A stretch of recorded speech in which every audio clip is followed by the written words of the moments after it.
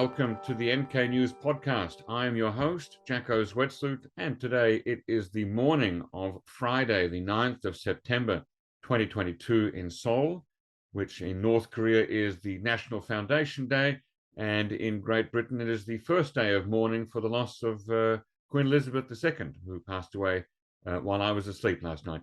And I'm joined here via Zoom by Christine Ahn in Hawaii and Colleen Moore in Washington, D.C., from the organization Women Cross DMZ, or DMZ, as I like to say it. Now, before we get started, I'd like to remind all of you, please, to leave a review about this podcast wherever you can. Spotify allows ratings, but not reviews. Audible allows reviews. Apple Podcasts allows both. And you can like and subscribe our episode on YouTube. Secondly, check us out at nknews.org and consider buying a subscription. Thirdly, you can follow me on Twitter at JackoZ and NK News. You can follow at nknews.org. For podcast suggestions and feedback, you can tweet at us or email at podcast@nknews.org.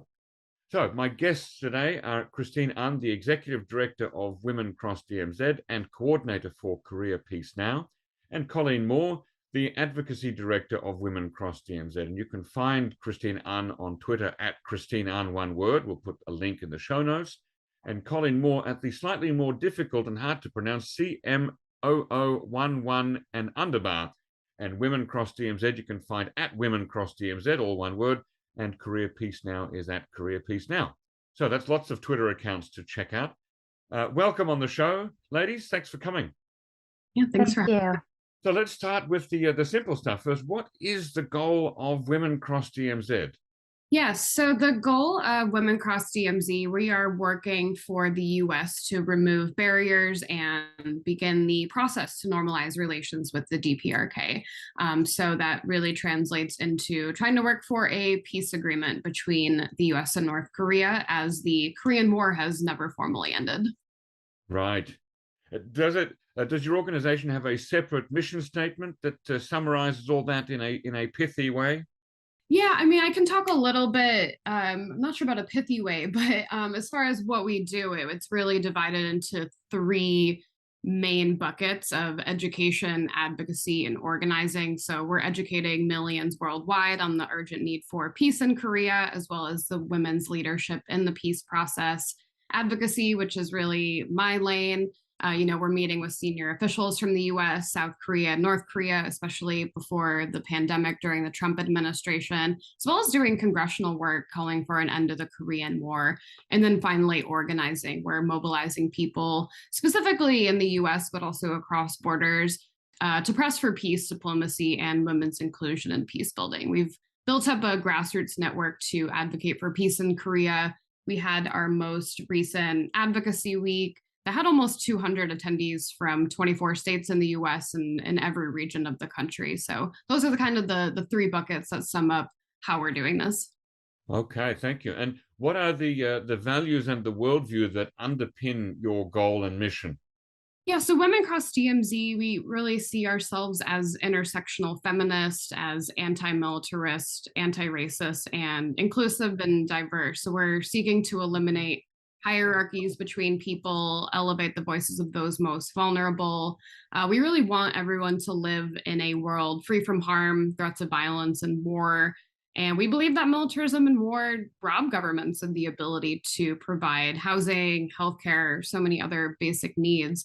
And that patriarchal white supremacy is perpetuated through settler colonialism and a military-first foreign policy. So we do really see our work as part of this broader intersectional cross-movement effort to dismantle white supremacy. And we also believe that our movement is much stronger when we come from diverse backgrounds. So we actively welcome diverse voices, and especially those that have been historically marginalized or disenfranchised, and especially those that have been impacted by militarism. Okay, and could you both briefly tell us your backgrounds and how you both got involved, as well as what your different roles are? Sure, I can start. I'm assuming, Jacko, you mean how we both got involved in the Korea peace work. Yes. And just for our listeners there, that's Christine talking now. I'm aware that since we're doing a podcast, people are going to have to audibly be able to tell your voices apart from each other. I'm just giving a little help there. Well, surprisingly, I was born in Seoul and I immigrated to the US. And like many immigrants, spent most of my life kind of not knowing my own history and my relationship to the Korean Peninsula until much later. And in fact, starting in college, I became an activist. I traveled to many parts of the global South to learn about issues of migration and globalization and war and militarism. And it really wasn't until I was in my late 20s as a graduate student at Georgetown. And I took a course at the School of Foreign Service where Bob Gallucci, who was senior official in the Clinton administration, who helped negotiate the agreed framework, came and gave a talk in this international comparative politics course, and told the story of how the Clinton administration almost went to war with North Korea. Yeah. And that, obviously your listeners know the story of how Jimmy Carter co-opted that and flew with the CNN camera crew to Pyongyang to meet with Kim Il-sung. And it was just a riveting story. And I decided to write a paper that semester for that course about the role of NGOs supporting North Korea during the famine. And in that process, I came across an interview with Peter Hayes, who had just won the MacArthur Genius Award. He was the founder and executive director of the Nautilus Institute. Who, they have done such great work on North Korea. Yeah. But what I found so fascinating about Peter's analysis was that the famine in North Korea was actually an energy crisis. And that, he did that really interesting, rather quixotic project of building windmills because he saw what a mountainous country North Korea was and the tremendous wind power that it could generate. And it was a great idea, except, they don't have the resources or the technology to continue to sustain it. But it was so fascinating. And I just felt I wanted to learn more. So I reached out to the Nautilus Institute, and fortunately, with a Ford Foundation fellowship, I was able to go and work with the Nautilus Institute after leaving Georgetown. And that's where they were based in Berkeley, and I met several Korean Americans, multi-generational, many who had actually gone to North Korea, had been involved actually in pro-democracy movements in South Korea. So I learned more deeply about the issues of the Korean Peninsula through the various people that had actually been on the front lines of fighting for democracy in South Korea, for being a part of reunification efforts. And so that's basically how I got involved, and I haven't looked back. Right. Well, thank you. And Colleen? Yeah, so I met Christine and other Women Cross DMZ staff in Washington, D.C. in 2018, I believe. It was the launch of Korea Peace Now, the international campaign. And I just remember it was this women-dominated space calling for peace in Korea. And it was just such a rare space to see in DC, this, women-dominated space. And I was working at a nuclear disarmament organization, Global Zero, at the time. I just come fresh off of grad school studying conflict resolution. And it honestly just really changed my life to learn more about this movement. So I kept in contact, and I ended up going to the DMZ with Christine on the 1-year anniversary of the Panmunjom Declaration in April of 2019. And it was a hand-in-hand action by the South Koreans calling for peace. And so before the crossing, the DMZ crossing in 2015, which I think we'll probably talk about later, Sure. I didn't know about this movement. I didn't really think of North Korea as, I didn't know that the Korean War hadn't formally ended. I didn't really see it as, as a root cause, the lack of the ending of the war as really a root cause of the security tensions that we see on the peninsula. And it was really following the movement since 2015. I was always a fangirl of Christine and the rest of the women who traveled for so many years. And so it was really great to meet Christine and start to work with her, because it did truly change my life going to the DMZ and seeing firsthand the division of Korea. And, I haven't looked back either. And Christine really kept me in the movement. And then I joined the staff as advocacy coordinator last year. So really handling the legislative portfolio and advocating for peace in Korea in the US Congress now. So yeah, haven't looked back since she brought me into the movement.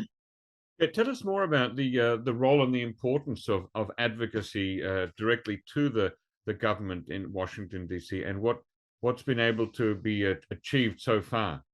Yeah, so a few years ago in 2019, we helped to introduce the first congressional resolution calling for an end to the Korean War.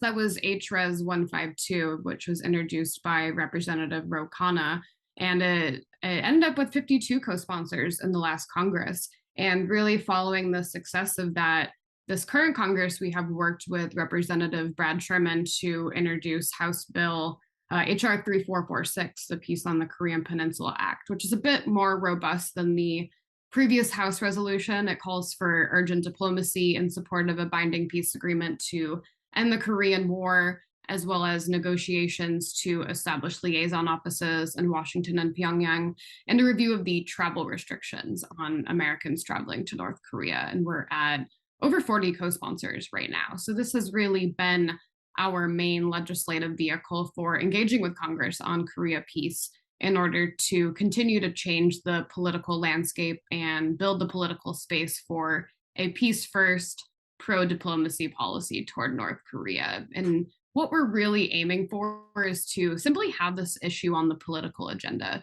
Without us and a lot of our partners in DC, this issue wouldn't even really be in the mix. We are still creating this massive paradigm shift. I always use the example of, 10 years ago, there were only two members of Congress. That's Barbara Lee and Dennis Kucinich, who would speak on this issue. And now we have more than 50 who support this issue. We've come such a long way. And we have congressional leaders from across the political spectrum with us. We have progressive Democrats. We have a Republican on board. We have more moderate national security Democrats. So we're really targeting Congress as representatives of the American people who are standing up and saying that we need a different approach. It's really about building the political will of Congress to call on the administration to pursue a peace first approach and address this root cause. And we've done hard things in the past, no matter the party in power, and we will continue to do the same. And I know Christine can talk a little bit more about, work under the Trump administration as well. Yeah, now, if that House resolution that you mentioned, if that's passed, that by itself won't actually end the Korean War, will it? How will that work? Yes, that's correct. So the House bill, how it's written now, it expresses the sense of Congress of, that we should pursue urgent diplomacy and all of the other parts. But yeah, it would not formally end the war on its own. That's up to the administration, but it is really trying to put pressure on the administration to change their approach. It's really about what the American people are speaking up about, and as representatives of the American people, what Congress can do. Is the US government not currently seeking diplomacy with North Korea? From our perspective, they have said time and time again, especially his North Korea envoy, Sung Kim, the table is open, we're open to talks with no preconditions, but they haven't actually backed that up with anything that they're willing to put on the table. They did, in their North Korea policy review last year, say that they are committed to honoring the Singapore agreement, where they did agree to work toward a stable peace regime on the Korean Peninsula. But unfortunately, we haven't really seen that commitment honored in practice. They are ramping up military exercises, they're continuing sanctions, and we really do see just a lack of authentic engagement from the Biden administration on getting back to the table, because a lot of what they're doing is a non-starter for North Korea and getting back to the table. What do you do if North Korea itself doesn't want to talk? Yeah, I think it's, again, from our perspective as an American organization, it's about what we can call on our own government to do. But I will say that repeatedly North Korea has said that they want security guarantees in order to talk about dismantling their nuclear weapons program. So I think it Yes. is, what the US government really can do to proactively change their approach and put peace first, because they have always insisted on this denuclearization approach first, and let's talk about peace later. And that's been a non-starter. Negotiations have collapsed time and time again because it always comes back to that root cause of not addressing the lack of the unending Korean War. Yes, I was at a conference last week at which somebody showed quite graphically how since the time of President George H.W. Bush, the United States, either through the president or the State Department or through the National Security Advisor, has expressed no less than 76 expressions of non-aggression against North Korea. Does that count for something, or is that something that we can dismiss, as North Korea often does? Jocko, are you referring to just like statements that U.S. officials have said that they have committed to a nuclear first, that they wouldn't engage in a nuclear first strike against them? What concretely are you referring to? Yes, it's a very good question, because I only saw a summary form in a graph there, but I believe it was expressed quite broadly, as in the United States does not have an aggressive intent toward North Korea. So it wasn't as narrow as what you're saying there, that the United States will not engage in a first strike nuclear attack on North Korea, but much more broadly that the United States does not have an aggressive intent towards North Korea. Well, I think that we know that the Korean War only ended with a ceasefire, which is basically, that is what it is. It's a ceasefire. And so the state of war continues to languish on the Korean Peninsula. And given that the signatories to the armistice include North Korea and the United States, that they still have a lot of political settlement to resolve. And so I think we saw in the last administration, unfortunately, not the most ideal president to be doing this negotiation, given his legacy here at home. But I think we could see what actually engaging in proactive talks towards a formal settlement of the war could actually yield.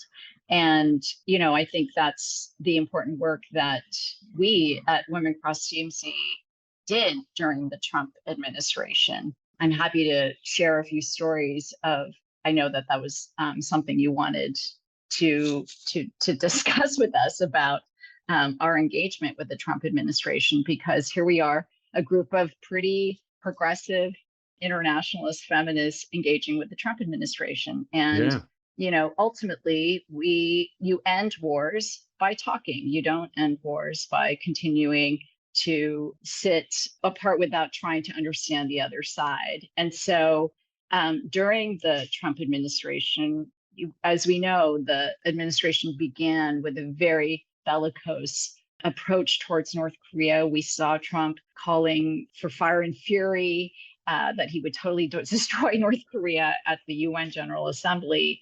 And so it was very terrifying times, I think, obviously, especially for those people living on the peninsula, but for those of us, that have families on the Korean Peninsula. And so our engagement with the Trump administration began, I would say, of spring of 2017. Mm-hmm. And we sent a letter to the National Security Council advisor for Asia, Matthew Pottinger. He had just been appointed, I believe, early that year. And so we basically, do you remember the meeting that Trump convened with 100 senators to the White House? Basically, I think, prepping them that, because at the same time, some U.S. nuclear warships were headed to the Korean Peninsula. There were a lot of signs that there was going to be some kind of provocation. And so we quickly organized and got a letter signed by women from 45 countries, including North Korea and South Korea, to the Trump administration, urging him to do what no president has done, which is formally end the longest standing U.S. conflict. And so that began an opportunity to engage with Matthew Pottinger. And so later that year, I organized a group of civil society representatives. It included Rick Downs, who is the head of the Korean War, Cold War POW MIA families, the coalition of those families, representative of Korean American divided families, humanitarian aid organizations. And we traveled and we met with Pottinger at the White House. And, I think that planted some seeds. But I think that's why it's so important to be engaging with even a really conservative, hawkish administration. And that's what we have to continue to do as civil society. And so the story about Beacon, which... Yes, how was that meeting with Steve Bannon, who, of course, we had I on the podcast? It's actually, that's what I love about podcasts is you can really tell some great stories. So, that Stephen Beacon first gave his kind of big speech at Stanford in 2019 in February. And our communications director, Kathleen Richards, lives in Berkeley. And she said, "Oh, he's giving a talk. Should I go?" And I was like, "Oh, absolutely, you should go." So she went.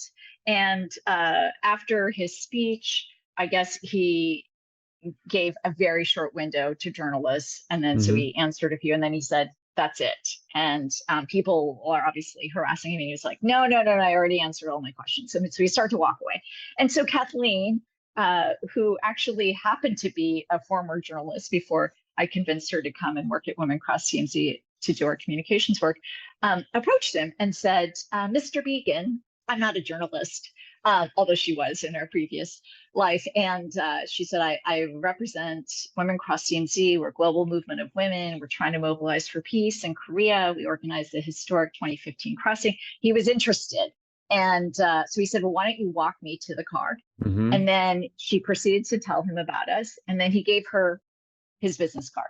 Right. And so she texted that to me and I said, "Oh my God, how fabulous." So then I guess it was that March, he went to the U.S. mission to the UN to give a debrief about the state of talks. And so we went there. That was after Hanoi, I think, wasn't it? It was after Hanoi. Yeah. And so we went there and we stood outside. And then finally he pulled up in his car and Kathleen first got to him. And then all the security detail pulled her way. Yeah. And then I kind of jumped in and I happened to have our DMZ peace scarf. I don't know if you've seen those, Jacko. It's the scarf that we wore as we crossed the DMZ. I had one of those. Yes, and I had our annual report, and I just jumped in and I said, "Mr. Beacon, Christine Ahn with Women Cross DMZ, you have to negotiate a peace agreement and invite women to the table." And then before I knew it, I was just yanked away by the security detail. But anyway, it was a hilarious moment because I think maybe 1 or 2 months after that, one of our advisors, her name is Cora Weiss. She's in her 80s. She was a prominent anti-war activist during the Vietnam War, really legendary peace activist. She attended a talk at the Council on Foreign Relations that Beacon gave. And afterwards, she approached him and she said, "Mr. Beacon, Cora Weiss, I'm an advisor to Women Cross DMZ." And his response was, "Oh my gosh," like basically he felt like we were like, trolling him and like harassing him. And he said, "Oh, I know all about Women Cross DMZ and Christine Ahn." And she said, "You must meet with the women." And so right after that, I emailed him again and his secretary responded. And so we had our first meeting with him in Washington, D.C. soon after. And that began a correspondence between us and Mr. Beacon. And I still say that he is one of the most decent diplomats. I think he tried his hardest. I think he faced a very difficult time where there was obviously huge dissent within the administration about what was the right approach. I still think his speech at Stanford was one of the best that any U.S. official has ever delivered. Unfortunately, nobody compares to what Bill Perry has done for the peace process, and So that's our little Beacon story. Now, I just want to clarify something for our listeners there. You're also involved with another group called Women Cross DMZ, and another group called Korea Peace Now. I'm just wondering, the two groups, what's the overlap and what's the distinction between Women Cross DMZ and Korea Peace Now? Okay, I know it's complicated, but not so much. I think it was in 2018, we applied with three other feminist peace organizations. One is a coalition of South Korean women's groups called the Korean Women's Movement for Peace, and they include longstanding women's peace organizations like YWCA and Women Making Peace and the Korean Women's Association United, Yaeon, which is an umbrella group of women's organizations in South Korea, and the Korean Women's Alliance. And so that was one partner. The other one was the Nobel Women's Initiative, and the third was WILF, the Women's International League for Peace and Freedom. And so we decided, okay, there are historic talks happening. This is a moment to really support Korea Peace and ensure women's leadership in the peace process. And so we applied for a grant that was a global competition that was held by the Novo Foundation, which is the Jennifer Buffett, the daughter-in-law of Warren Buffett. And we were among, I think it was 17 selected recipients of that award, that global competition. And it enabled us to launch the Korea Peace Now campaign. And so it still is in effect. Obviously, since the stalemate, we haven't, in the pandemic, we haven't been as active as we were. But as part of that, we kind of developed different lanes. And in our joint analysis, we all agreed that one of the largest obstacles to a peace agreement or to advancing peace or normalizing relations with the DPRK was the United States, and that we needed to build the political will in the US to pressure whichever administration is in office to negotiate a peace settlement. And so that's through that, we started the Korea Peace Now grassroots network. And we currently have about 13 chapters across the country in key cities with large populations of Korean Americans. But, it's a very diverse, multi-generational movement, and housewives and students and professors and veterans and peace activists, business owners.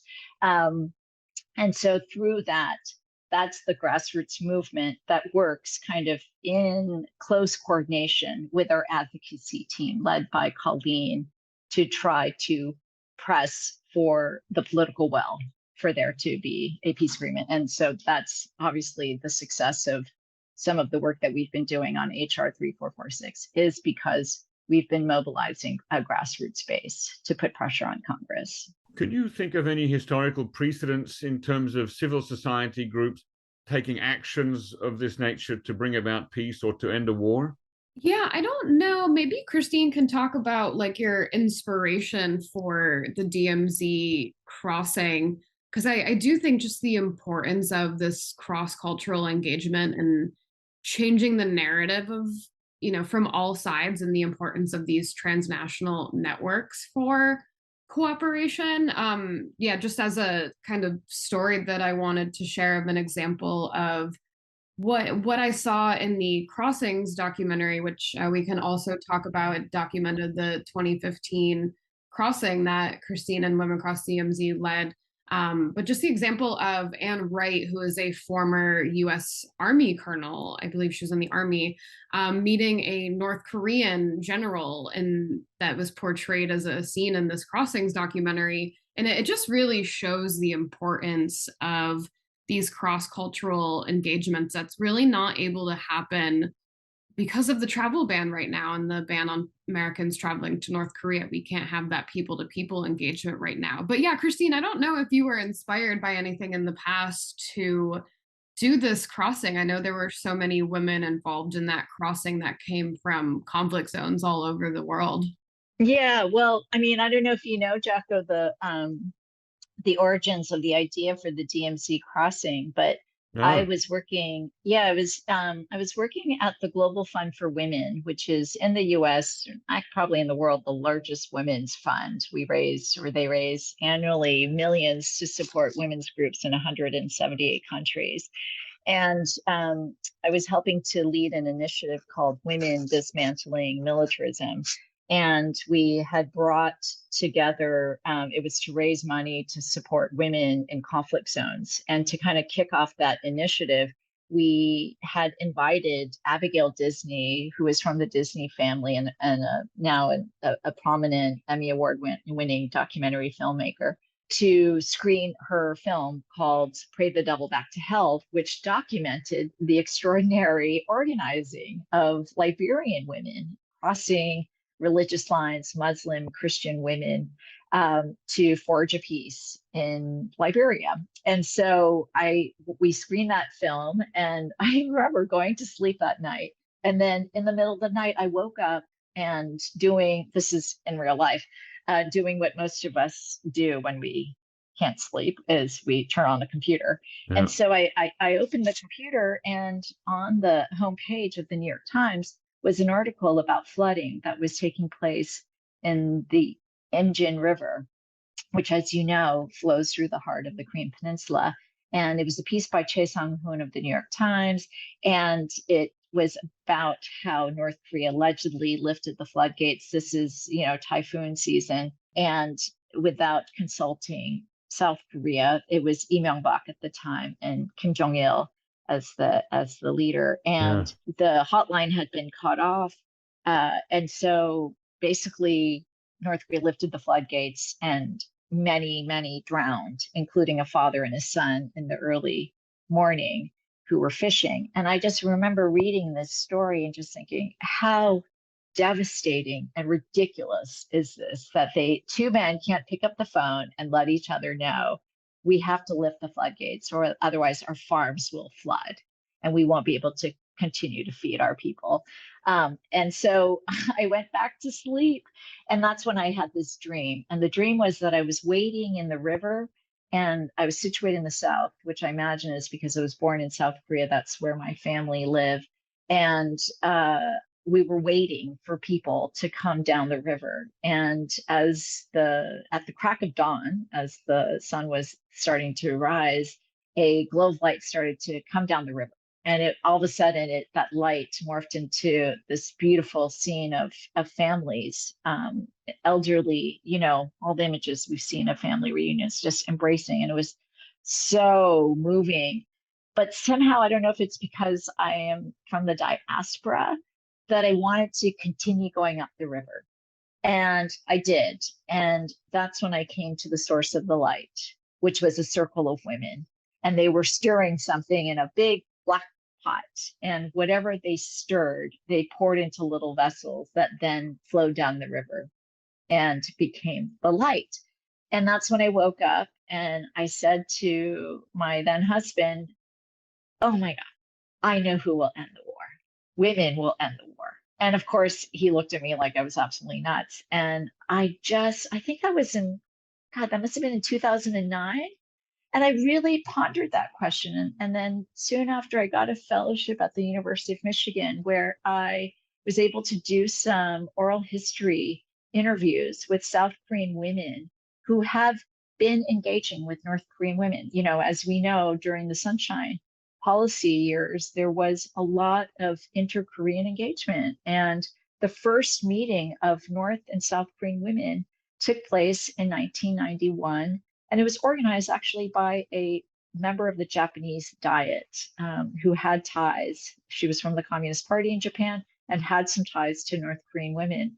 And I just thought, wow, in times of impasse, there is a role for international people to play. And that's basically how I set off on this journey. And I don't know if you recall, I think it was in 2013, a group of 5 Kiwis rode their motorbikes across the DMZ. And I remember reading that article in Reuters and thinking, that's just brilliant. I think it was during the Park Geun-hye administration. And, how did they manage to do that? So I actually reached out to them and asked them, share with me your blueprint for how you did this. Yeah. And that's how I set off to organize the 2015 crossing. A recurring theme here is the unique role of women and voice for women that you see in making peace. And if you could talk a bit more about that, that would be great.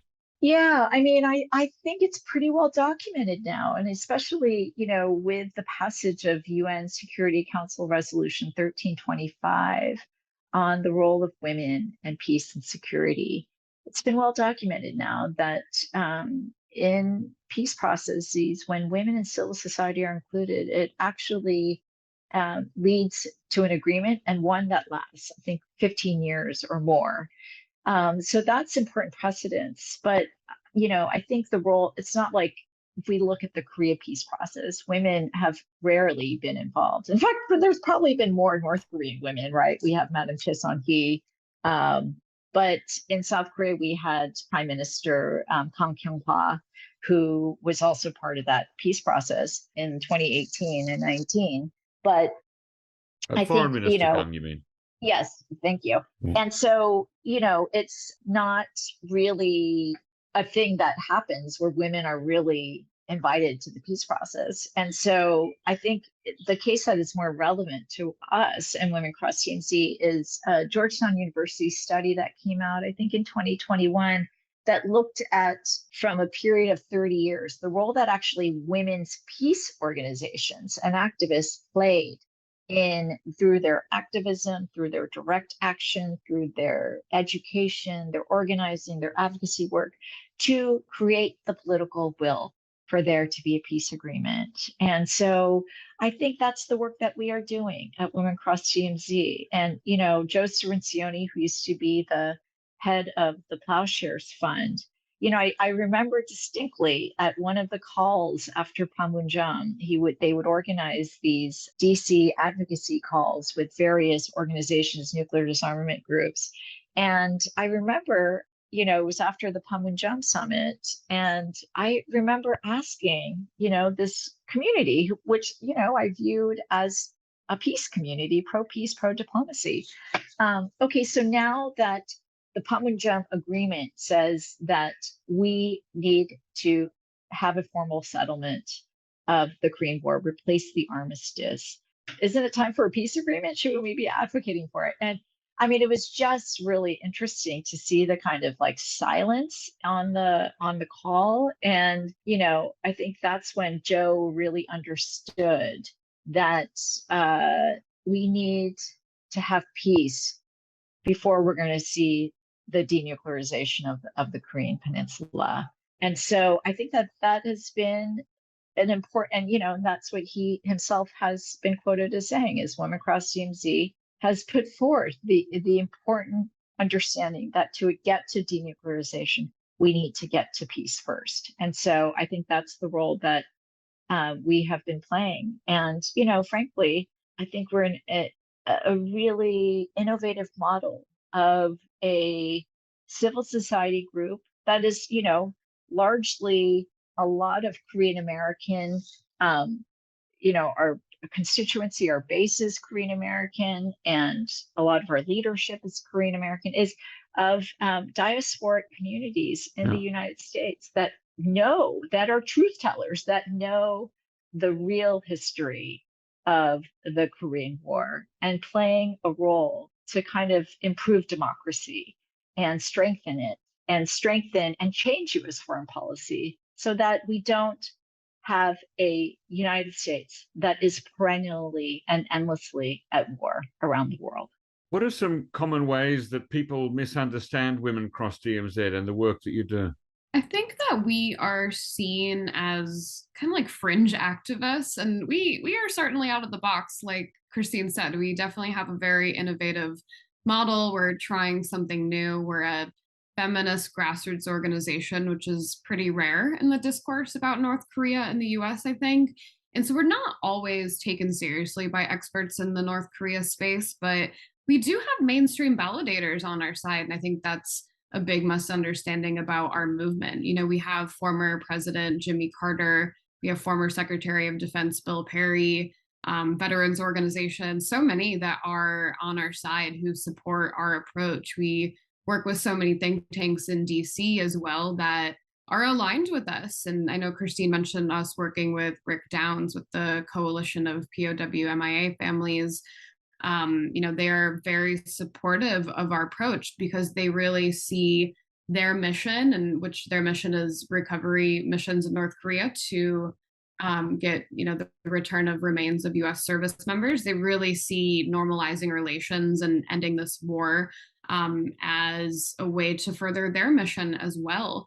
And we were invited by the Korean War Veterans Memorial in DC to attend the Wall of Remembrance dedication back in July, on July 27th. And it was so heartening to see so many veterans there that, we were kind of on the side handing out some pamphlets about Women Cross DMZ and our mission. And there are so many veterans coming up to us that were like, yeah, the Korean War should end. Like, yeah, I fought in this war 70 years ago. Why isn't this war ended? So I think there are so many people, especially mainstream validators, who are on our side. We are pursuing these mainstream tactics on advocacy, and we have leaders from across the political spectrum with us.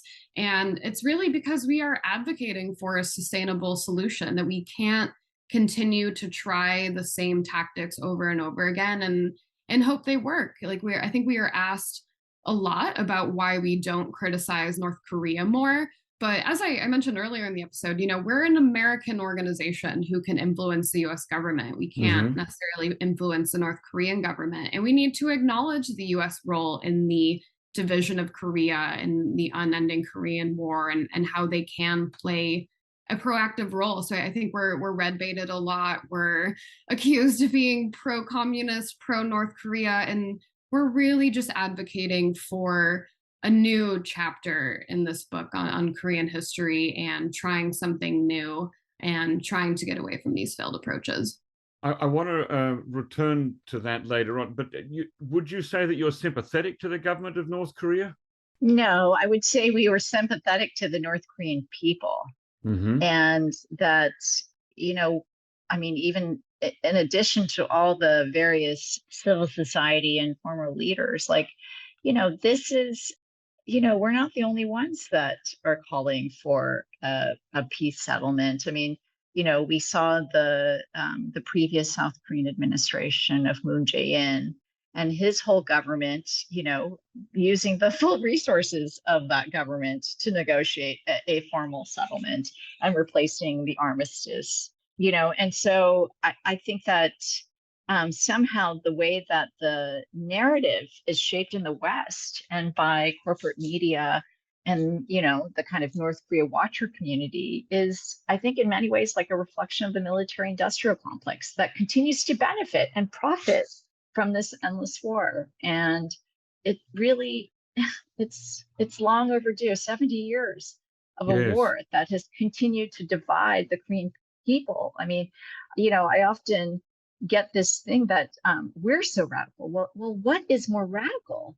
Having a militarized zone that divided a peninsula that had no input from Korean people, that had been colonized by Japan for 35 years, and that the United States is banning Americans, our constitutional right to travel for humanitarian aid work or for peace work or for elderly Korean Americans to be reunited with their families. I think there's so many ways that the discourse on the DPRK and North Korea is so skewed, and we're so far behind where we need to be to have a basic understanding. And I think once people do get educated, that's been my experience. People have come to see Crossings, which is a new documentary film about our historic walk. And, it's a true story of really difficult activism that by women's peace groups. And let me jump in there, because I want to get to the crossing of the demilitarized zone in 2015, and I'm aware that you have a hard stop because you have to leave at 55, and we're at 41 now, which gives us only 40 minutes left. So I'm going to keep this moving a little bit. You've said that the Korean War is the first US forever war. You just mentioned that it was an endless war.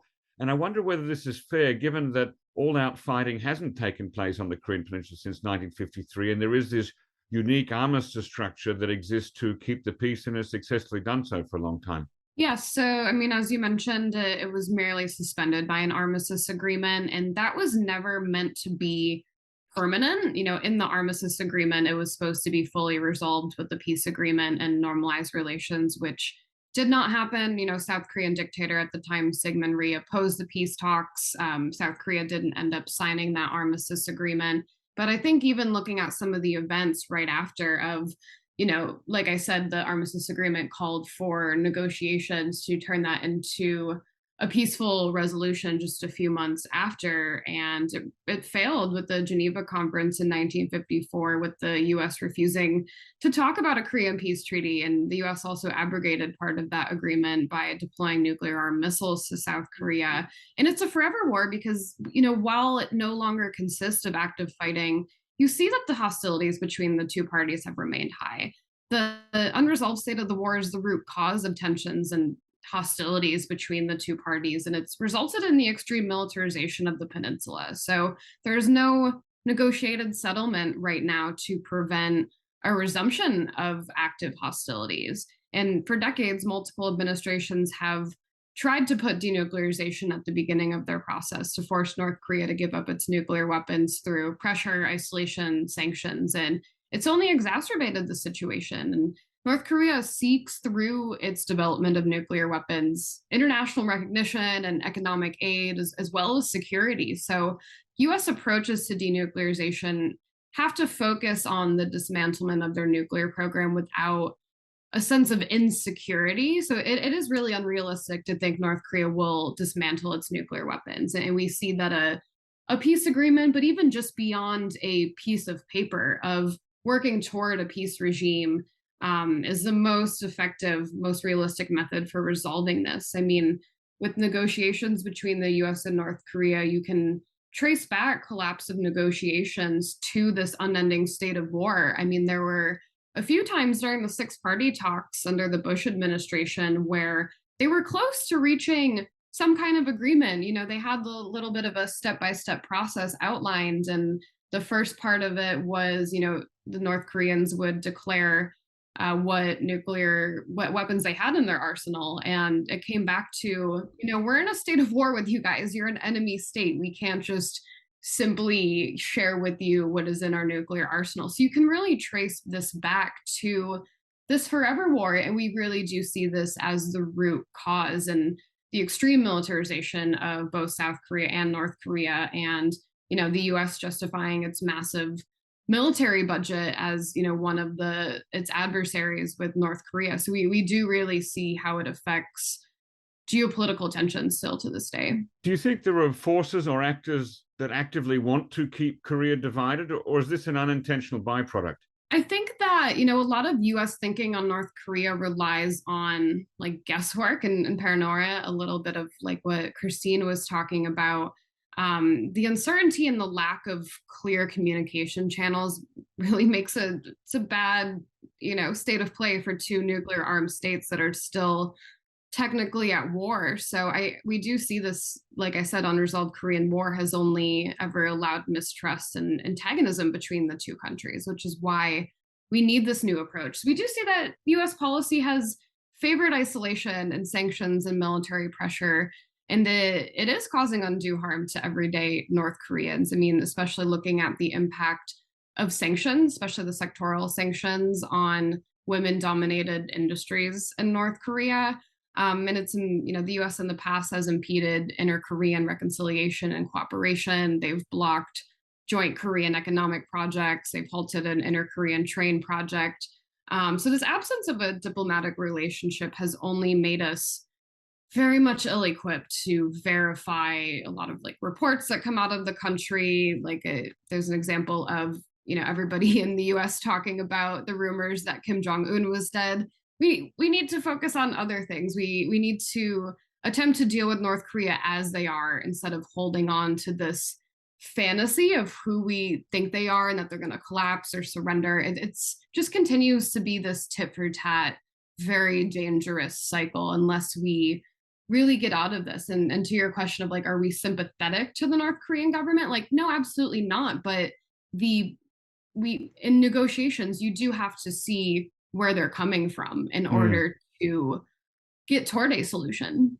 You've talked a lot about U.S. policy and U.S. stance. And of course, as you point out, you are a U.S.-based, you're an American organization, so your job is to pressure the U.S. government. Do you know of any similar groups that would do the same thing on the North Korean side, that would criticize the North Korean government from within and pressure the North Korean government to say, let's move for peace and let's get those hotlines open and let's coordinate on things like opening flood dams and building trust and that sort of thing? I think that there are, I mean, obviously not the same kind of organizations like Women Cross DMZ, but I mean, you would probably know yourself, Jocko, having studied this country very in depth, but it's not a homogeneous country. There are a diverse variety of views across the spectrum in terms of engagement versus a more hawkish, closed approach. And in my experience of organizing the DMZ crossing, the person that I was assigned to coordinate with actually grew up in Africa. And so he spent most of his childhood growing up outside of the DPRK. And so he really got a different kind of worldview than what he might have gotten were he in Pyongyang, because his father was a diplomat. And so I think that there are lots of people that want to see the opening up of North Korea, that want to see more engagement. But, the country is basically a garrison state. It is a country that is trying to protect its sovereignty. And I think and that's the argument that, I will take time and time and again, is there is not really another path but peace. I've been in forums with defectors where, we've debated and discussed, and, I will walk through, so if we don't advocate for peace, then what are the other options on the table? And let's actually think through and talk through, what does regime change mean? What would it actually mean? And has it actually ever successfully worked? And I would say no, in terms of yielding a better outcome for the people of those various countries, whether it's Iraq or Afghanistan or Libya. And so I think that we have to have a very realistic assessment of what is the right course in terms of improving the day-to-day conditions of the North Korean people. And so, I don't even remember what your question was, Jocko, but. Sure. But with your emphasis on US policy and US moving first, to what degree do you see North Korea and South Korea as having agency in their own fates and choices and shaping their destiny at the moment? I mean, it's a really big question. And I would say that, of course, the two Koreas should have their own agency. My God, North Korea is one of the largest militaries in the world. South Korea is, the 10th largest economy in the world. But I don't think that's necessarily the political, economic, or military reality. Like, let's just start with the military reality. South Korea is not sovereign over its military. The US has wartime operational control over South Korea. And that timeline for when that transfer was supposed to take place, it's a moving target. And I think the operability, what are the conditions that make it so that South Korea can be independent of, the UN Command US Forces Korea, that seems to be shifting. But I would also say that the military-industrial complex dictates progress on Korea peace. I mean, I often use this example as, I don't mean to be cynical, but it is the truth. And, there were two things that happened the day after the Singapore summit. And that is that the stocks of defense contractors dropped, Raytheon, Lockheed Martin. And what happened the day after the collapse of the Hanoi talks? They went right back up. So, we know that North Korea plays a very convenient boogeyman. 70 years of war, of propaganda, of vilification, Kim Jong Un and North Korea, the North Korean regime, it's just, they're such an easy target to vilify and justify more militarization. I mean, with the RIMPAC military exercises. You know, the U.S. led this 26-country effort in the largest maritime exercises, you know, here in Hawaii and off the coast of California. And, you know, they say there's no enemy. You know, this is just about being preparedness. But if you actually look at some of the exercises, I think that one of the journalists, Abby Martin, was able to get, you know, on one of the ships, and they actually did they were able to film one of the practice regime change in a village. And guess whose portraits were in one of the houses of the villages? It was Kim Il-sung and Kim Jong Un. So, you know, it's North Korea is a very convenient target that justifies massive, endless military spending in this country. And so, given that it is the oldest conflict that the U.S. has never resolved peacefully, it is time to end the Korean War. In as much as South Korea doesn't yet have full wartime operational control over its military, would you argue that South Korea is a sort of pseudo-colony of a neo-imperialist United States? No, I mean, it's not, but I think it has a lot of political constraints.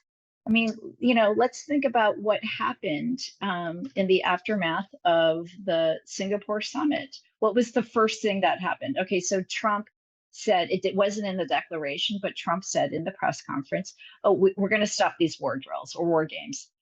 They're expensive for the US taxpayer, and they're just provocative, and, you know, they're not leading us anywhere. And so what was the first response back at home in the United States? Congress introduces a resolution. We're going to stop, we're going to cap the number of US troops, because they thought that Trump was going to go off the deep end and withdraw troops from the Korean Peninsula.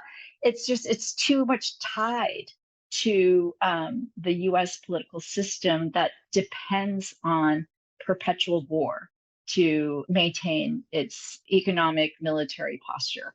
So as much as I want to say it is a completely independent country, and it is in many ways, but there are parts of it that are very much constrained by the US political reality.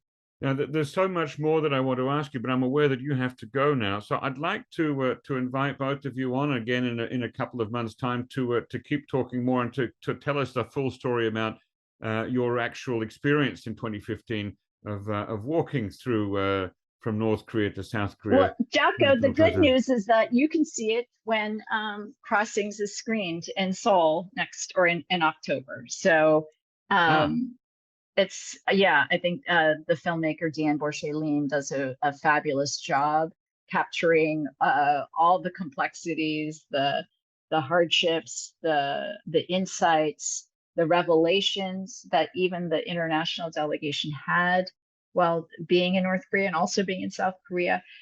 It's a really beautiful historic piece, and I think really shows the power of activism and women's movements.